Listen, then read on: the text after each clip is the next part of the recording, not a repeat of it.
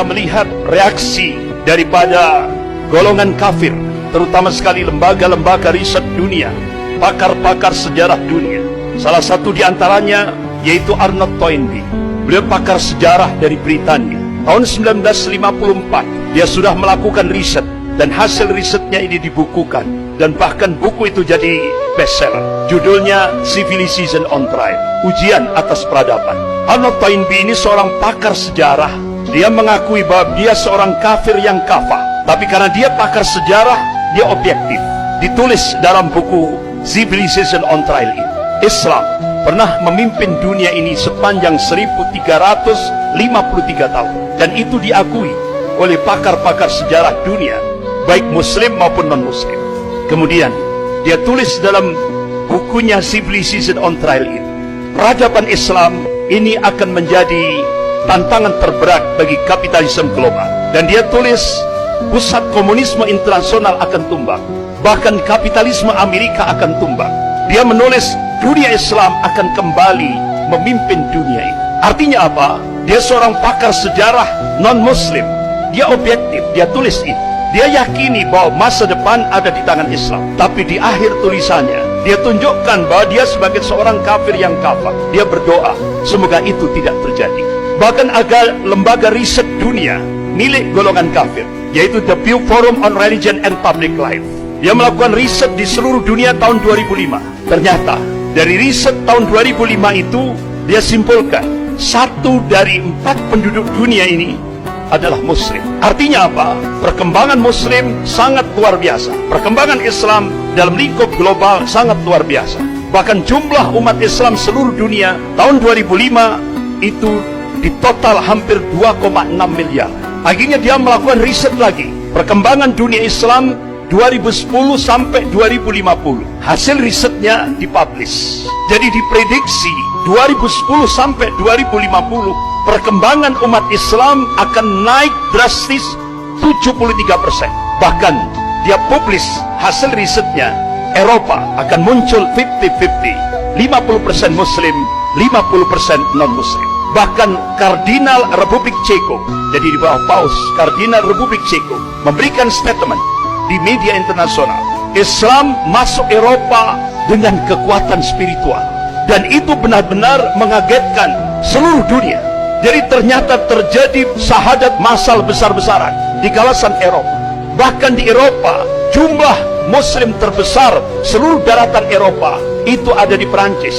Hampir 7 juta lebih umat Islam ada di Perancis. Bahkan ketika Presiden Perancis Emmanuel Macron melakukan gerakan Islamofobia dengan menggunakan institusi negara, mereka melihat, dianggap Islam akan melemah. Tapi apa yang diingatkan oleh Allah Subhanahu wa taala dalam surah As-Saff ayat 8, A'udzubillahi minasyaitonir rajim, yuriduna liyutfi'u nurallah biafwahihim wallahu mutimmu nurihi walau karihal kafirun. Mereka hendak memadamkan cahaya agama Allah ini dengan mulut-mulut mereka, dengan ucapan-ucapan mereka, dengan mesin-mesin informasi mereka. Tapi Allah Subhanahu wa taala tetap menyempurnakan cahaya agamanya, walaupun orang-orang kafir itu benci. Apa yang terjadi di balik gerakan Islamofobia, kebencian terhadap Islam dan kaum muslimin yang digerakkan oleh Presiden Prancis Emmanuel Macron? Terjadi syahadat massal di Prancis 2 kali lipat. Luar biasa. Itu sesuatu yang mengagetkan dunia. Bahkan di Inggris dan Jerman itu hampir sama. Hampir kurang lebih 3 juta umat Islam di Inggris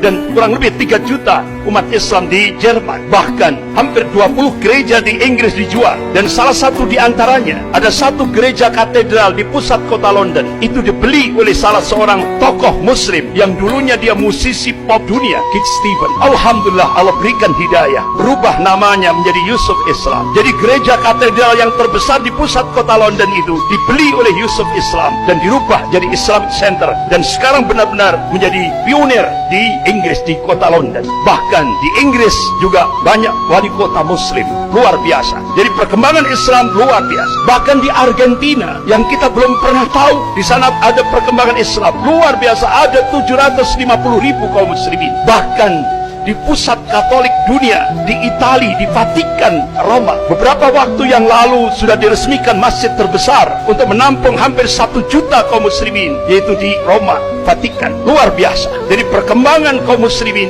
benar-benar apa yang dilakukan riset oleh The Pew Forum on Religion and Public Life, ini sebuah realitas, sebuah fakta. Jadi diprediksi 2010 sampai 2050 peningkatan jumlah kaum muslimin diprediksi 73%. Bahkan lembaga riset dunia The Pew Forum on Religion and Public Life memprediksi 2070 Islam akan menjadi agama terbesar di seluruh dunia. Padahal ini lembaga riset milik orang kafir, milik golongan kafir, tapi dia meyakini masa depan ada di tangan Islam. Bahkan National Intelligence Council, Dewan Intelijen Nasional yang menaungi 15 negara di bawah kepemimpinan Amerika, melakukan riset. Hasilnya dipublish di media internasional. Start 2020 akan terjadi kebangkitan Islam global, dan itu akan terus bergerak di seluruh dunia, terutama sekali dunia Islam. Bahkan Dinas Intelijen Rusia memprediksi akan terjadi kebangkitan Islam, yaitu diprediksi 2025.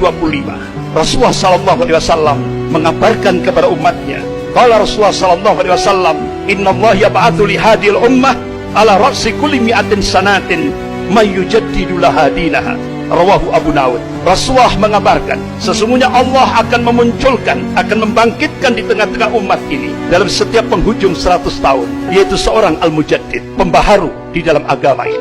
Imam Ahmad rahimahullah, beliau mencoba untuk mencari hadis-hadis sahih dalam kutubus sittah. Masya Allah, dengan matan hadis yang sama beliau cari dalam kutubus sittah. Alhamdulillah, beliau temukan hadis-hadis yang sahih. Beliau pelajari, beliau teliti, beliau kaji secara dalam. Akhirnya beliau mengambil satu khulasah, kesimpulan. Mujaddid yang pertama, yaitu Khalifah Umar bin Abdul Aziz rahimahullah, yaitu cucunya Khalifah Umar bin Khattab radhiyallahu anhu. 100 tahun lagi, mujaddid yang kedua, gurunya Imam Ahmad, yaitu Imam Syafi'i rahimahullah. Kemudian 100 tahun lagi, jawabannya wallahu a'lam, hanya Allah yang tahu. Beberapa ulama-ulama dunia, salah satu diantaranya yaitu Wakil Sekjen Rabidah Ulama Palestina di Bilad Syam, beliau adalah Syekh Dr. Abu Bakar Al-Awabidah. Selama di penjara Israel, beliau mencoba melakukan riset dengan pijakan Al-Quran dan As-Sunnah dan kitab-kitab yang ditulis oleh ulama-ulama Ahli Sunnah. Akhirnya beliau mengambil satu kesimpulan, insya Allah kalau beberapa ulama-ulama Ahli Sunnah melakukan hitungan matematis, dan itu hijriyah, tapi dicoba dimasehikan, insya Allah akan terjadi Sofatul Islamiyah itu 2024, berarti kurang 3 tahun lagi. Tapi semuanya wallahu a'lam, hanya Allah yang tahu.